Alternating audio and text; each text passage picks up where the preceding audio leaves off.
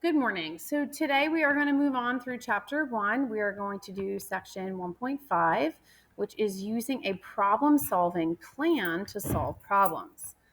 So we're going to talk about a few different strategies that we can use today to solve word problems. I know sometimes word problems can be very overwhelming. So we're going to talk about some ways to kind of break it down and some strategies that we can use to solve word problems. One vocabulary word that you'll see here in this section is a formula, which is an equation that relates two or more quantities. So it's a formula that has multiple variables in it, the different variables representing different um, items to be put into that equation. All right, so let's talk about a problem solving plan. So when you see a word problem, it can be a little overwhelming at first. So the first step is that you want to read it and understand what exactly it's asking you to find. So that's the first step. So one thing I notice a lot of my students do is that they see a word problem and sometimes they just like to avoid it because it just seems a little overwhelming. So they just kind of like, no, I'll just skip that one. So in our class, what I always say is you're not allowed to skip a word problem or you will lose credit if it's a homework or a quiz or whatever, or even a class assignment. However, there's no excuse for anybody to not at least read the problem. Well, how do I know if you've read it? I'm going to ask you to identify what you know from the problem and what you want to find out. And I'll show you how to do that in a minute. The second thing that you're going to do after you've hopefully read it and kind of jotted down some bullet points about what things are given to you, what are you trying to find out, is make some kind of a plan. And you're going to decide on which approach you want to use to solve that problem. And I'll talk about some of those options in just a minute. Then, of course, step 3, you would then solve out the problem, carry out whatever plan it is that you decided to try. If that one doesn't work, or maybe it seems too difficult, you can always try a different approach. And then finally, you always want to look back at your answer. One of those pieces is to make sure you label your answer and then see if it makes sense. So, for example, if you do a problem and you have like a decimal answer, but you're trying to find the number of an animal or something like that, that can't be a decimal, then you might want to go back and check your work. All right, so let's take a look at some of the strategies that we can use when solving problems. So for step 2 here, making a plan, decide on an approach. So there's different strategies that you can use. One of those strategies is to draw a diagram or some sort of picture to represent the situation and label it. Another strategy could be to make a chart or a table. Another strategy could be to use a formula. So if you're finding perimeter or area or distance or speed or something like that. And finally, to use a verbal model,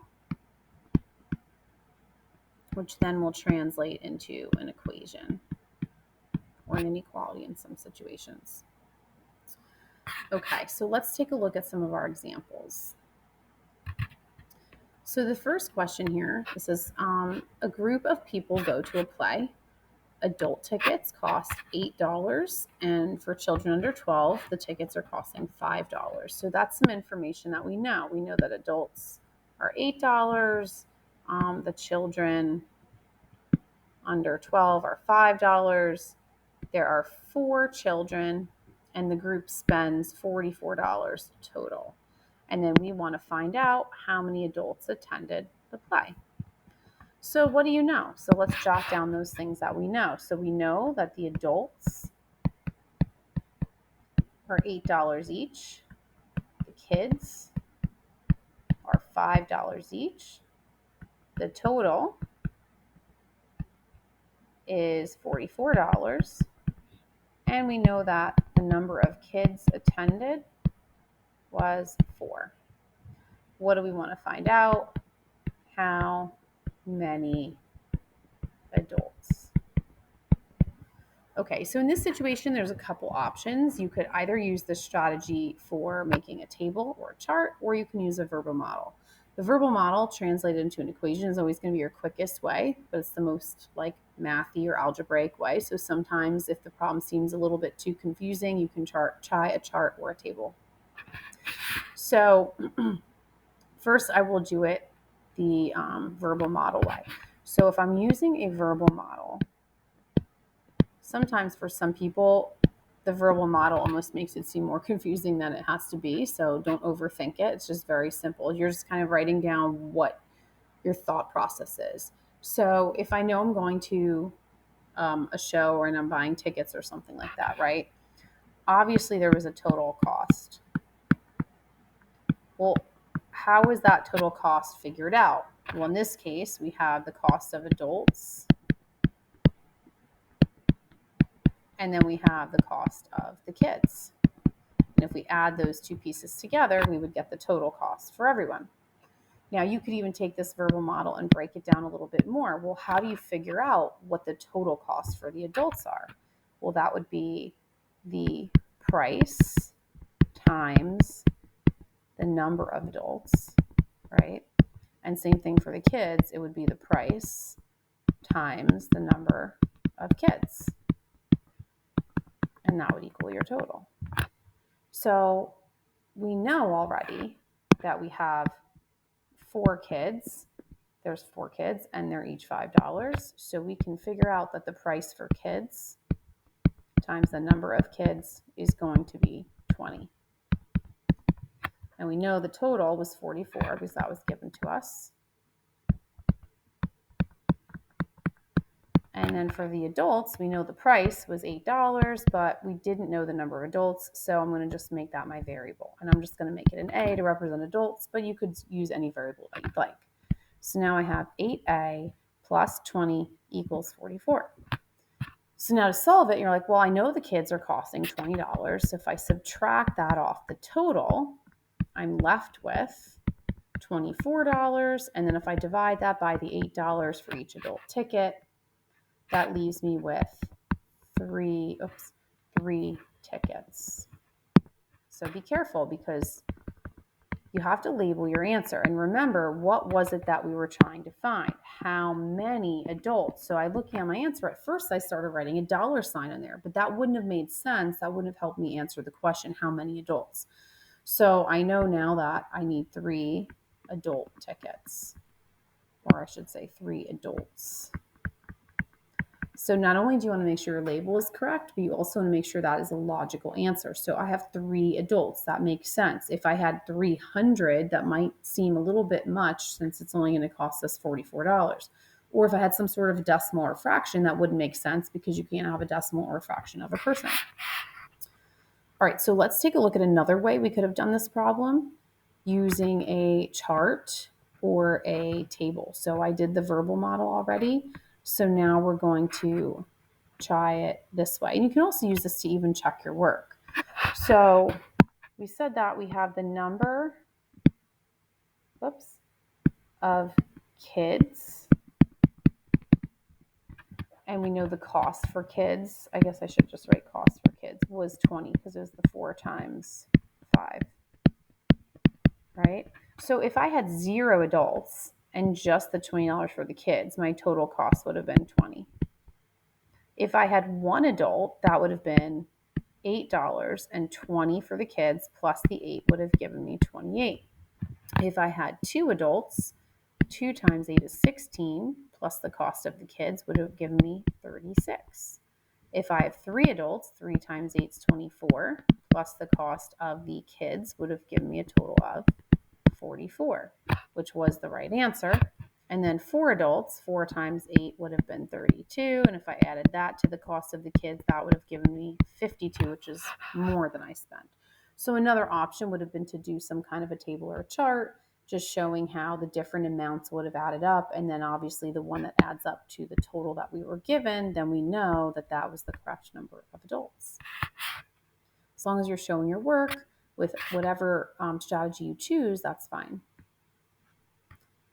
All right, so let's take a look at this one. Identify what you know and what you need to find out. Do not worry about solving the problem just yet. So what do we know?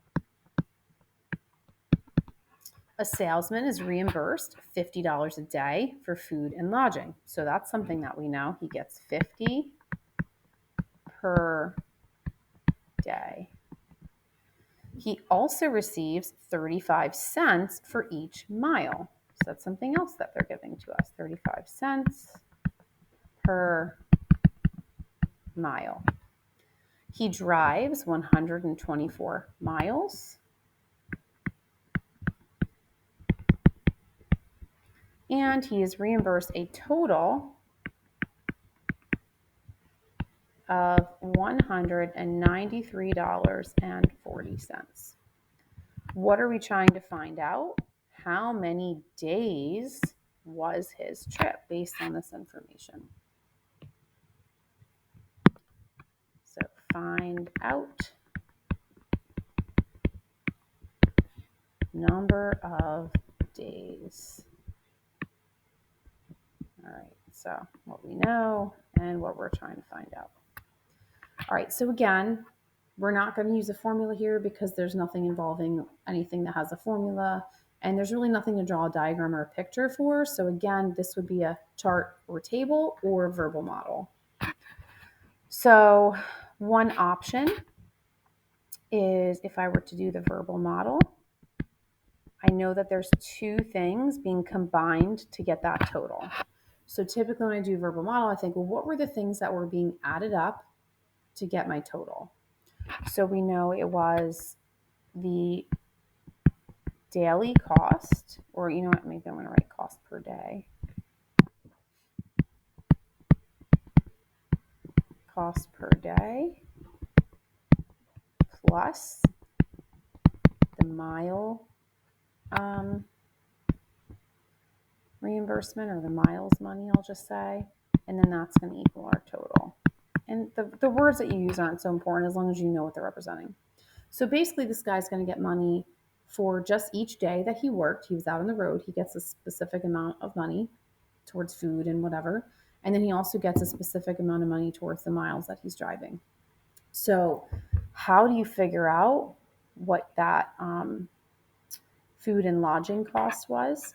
Well, it's the $50 times the number of days, right? And then the miles is the 35 cents times the number of miles, which in this case we know is going to be the 124. And that equals our total, which was given to us as well, 193.40. Okay, so $50 times D, because we don't know how many days, that's what we're trying to find out, so that's our variable, plus the 35 cents times 124 is something that you would want to put up on your calculator. I believe it's 43.40 if you calculate that out. So $43.40. And that equals our total. Okay, so again, we know one of the two things. We know the cost or the amount of money he's going to get from his miles is going to be $43.40. So we can simply subtract that from the total amount of money he's getting back. That's going to leave us with $150 that he was getting paid for his days. And if we divide that by $50, which is the cost for one day, then we get D equals 3, and I'm going to label my answer with days because that's what I was trying to find out.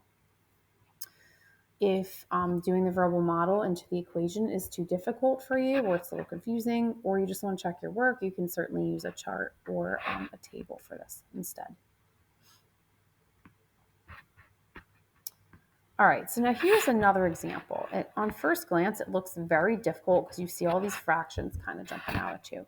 So we have, you were designing a layout for a newspaper about teen issues. The newspaper will be 22.5 inches wide and 30 inches high.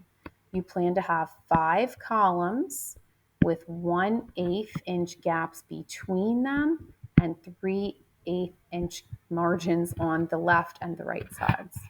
How wide will each column be? So that's the question that we're trying to answer here. How wide will each column be? So this is the perfect scenario for a diagram because it's like a physical thing that we're talking about, and we can draw like a sketch and label it. That will help us maybe set up our equation. So if this is my newspaper page, and don't mind me because I'm not an artist at all, and it said we're going to have 5 columns. So I'm just going to make my columns look like this. 1, 2, 3, 4, and 5. And in a newspaper, the columns is just like where all the type is, right? Now, labeling, right? So we know that the width is 22.5 inches across the top. We know the length of the page as a total is 30 inches. Now, we have 5 columns, and there is 1/8 inch spaces between them. So these 4 spaces are all 1/8 of an inch. And then we know there's 3/8 inch margins. So that would be on the left-hand side and the right-hand side.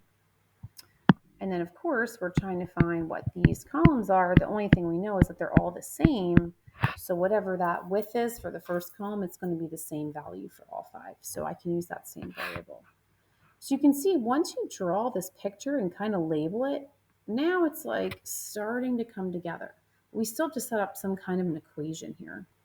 Well, basically I know that everything here, 3/8 plus x plus 1/8 plus x, all of that is going to add up to the total width. So I could just make a nice, really long equation here. So I'm just going to start out like that. So 3/8 plus x plus 1/8 plus x plus another 1/8 plus x plus 1/8 plus x plus 1/8 plus x plus 3/8 must equal 22.5. So hopefully you can understand where I'm getting that from now. So once I drew it, I could see that if I just added up all these teeny tiny widths, at the end of the day, they're going to have to equal 22.5. Now this 30 inches over here for the length is just extra information that they gave you that you don't even need. So now let's go ahead and solve this equation. Now it looks kind of scary with all the fractions, so let's take it one piece at a time. So first let's look at how many x's we have. Well, there's 5 because there was one representing each column. So I can combine those like terms and I can just make that into 5x. Now when we add fractions, as long as all the denominators are the same, which in this case they're all on 8, we can simply just add the numerators. So 3, 4, 5, 6, 7, 8, 9, 10. If I add up all of those, I end up with 10/8. And then I have 22.5. Now at this point, I'm just going to simplify this fraction here from 10/8 to 5/4. And then the 22.5, I'm going to change that to an improper fraction. So 22 times 2 is 44, plus 1 would be 45 over 2. And then I'm going to solve this. So if I subtract my 5/4, now if you remember fractions, you'd have to have common denominators. So 90 minus 5 is going to be 85, and that's over 4. And on my other side, I just have that 5x, which is really over a 1. And at this point, I could cross multiply. I have 20x equals 85. Whoops. And then if I just divide, I will get 4.25 inches per column. Now, another thing you could have done instead of sticking with all the fractions, if it was easier, you could have changed this to decimals. That would have been 1.25, and that would have been 22.5. And you would have still got the same answer. So it's either 4 1/4 or 4.25. If it's multiple choice and you did it by decimals, but the answers are fractions, you're just going to have to go transferring back and forth. Okay. And that answer just makes sense. 4 inches per column seems like a good amount. 4.25 inches. All right. One more question here. You have saved $165 to buy a video camera. So we have saved $165 so far. The total cost is 300. We plan to save 15 per week. So the question is, how many weeks will that take? So here we have the amount that we've already saved, right? If I'm going to do a verbal model here, I've already saved some amount. Then I need an additional amount, and that would give me my total.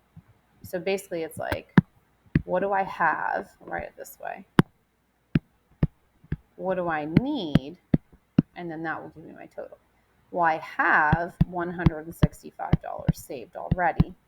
I need X amount, and I have a total of 300 that I'm saving towards. Now, this part that I need, right? What is my plan? 15 per week, right? So I'm going to do 15 times however many weeks, and that will give me my weeks. So I'm going to subtract the amount that I already have saved from the total to see what I have left. So that gives me 135. So even though I already saved 165, I have $135 left that I need to save. If I divide that by the $15 I'm saving per week, I will have, I believe it's 9, and I'm labeling my answer, weeks. So hopefully that gives you a little bit of an idea of how to use some different problem solving strategies to help you with word problems. So remember, just start out jotting down what is it that you know from the problem, what is the question asking, what are you trying to find out. Choose a strategy. There's the verbal model, there's a diagram, you can also do a chart or a table, and sometimes there's formulas. We haven't done any of those yet today, but that will come along as well. And then just attack it. Use the strategy that you've selected. See if you can get the answer. Always make sure you label your answer and your answer makes logical sense. And if you struggle with the first method you pick, maybe you can even try another one. And that's it. See you next time.